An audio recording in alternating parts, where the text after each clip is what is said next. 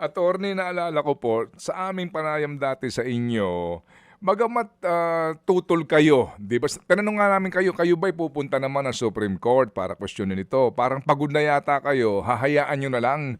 Di ba Oo.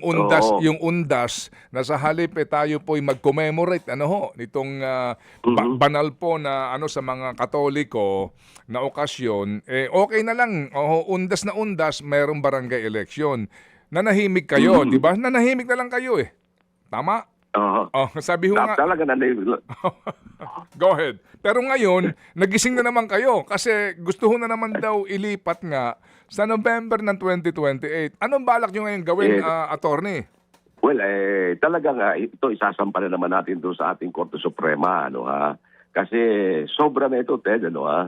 Hindi naman na siguro dapat nang payagan pa ito. Ang sabi nga ni ng Associate Justice Kagiwa doon sa kanyang dissenting opinion doon sa pagpopostpone ng December 2025 election, ang sabi niya yung ponensya, yung decision ay isang tanda ng pag-atras at pagpapasakop ng Korte Suprema at magiging sunod-sunuran na lamang sila sa Congress na hindi na dapat mangyari. Kaya ako naniniwala na kapag ito ay atin din nila sa Korte Suprema, ay palagay ko naman hindi na papayagan ng Korte Suprema na muli na naman nilang magawa ito, na matanggal na naman ang ating karapatang makaboto.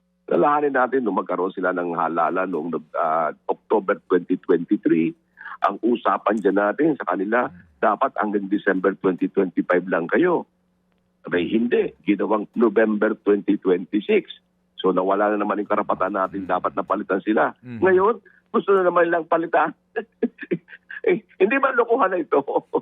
Napakalaking kalokohan, parang niloloko na nila ang taong bayan, na para lamang sa sarili nilang political benefit.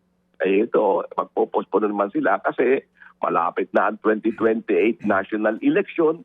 Gusto nila magpasikat sa mga barangay officials na kapag kami sinuportahan ninyo, ipo-postpone natin yan.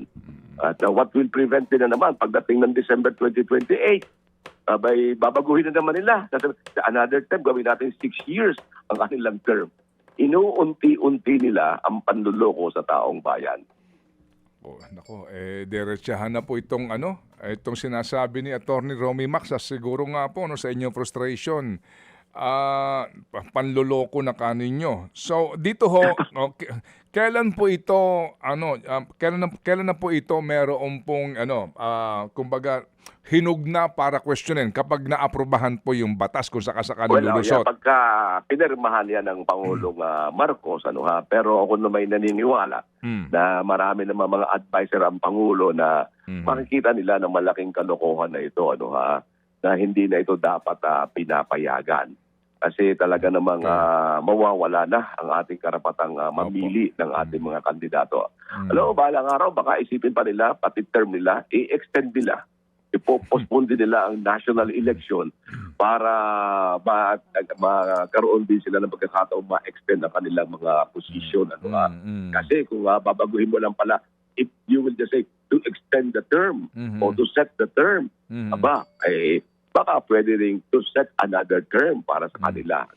Attorney, so yun ay dapat na pangalagaan natin. Attorney, so ngayon itong mga incumbent, ilang taon na silang extended? Halos mangyayari niya parang kung ma-extend pa sila, parang pangatlo na.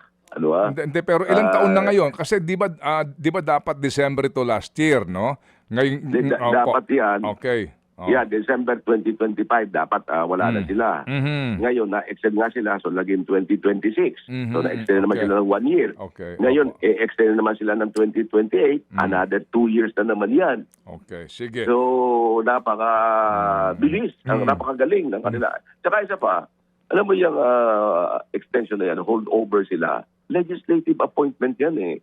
So, huwag natin kalimutan na ang kanilang ginagawang yan, ina-appoint na nila na ang loyalty ngayon ng mga barangay officials na yan, hindi na sa taong bayan, kundi sa mga politiko. Ilang mga justices ng Korte Suprema ang nagpahiwatig na hindi nararapat itong holdover na ito kasi lumalabas, ina-appoint na lang sila ng ating Kongreso. Opo. Sige, so kayo po ay a-action dito kung sakasakali na magiging ganap na batas ito pong panukalang ito na i-postpone nga Yes. ang barangay elections on November 2028 na malamang by that time sasabihin naman po ng mga senador na ikatatapos lang ng pagkakahati-hati ng bayan kasi nga May 2028 may election.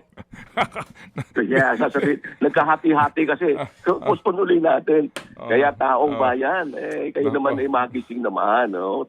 Tulungan nyo naman ako rito. Hindi naman po pwede mag-isa lamang ako. At kami Tama. ni Manong Ted at DJ Chacha at Oo nagsusumigaw na ito'y malaking panlilinlang sa ating karapatang makaboto.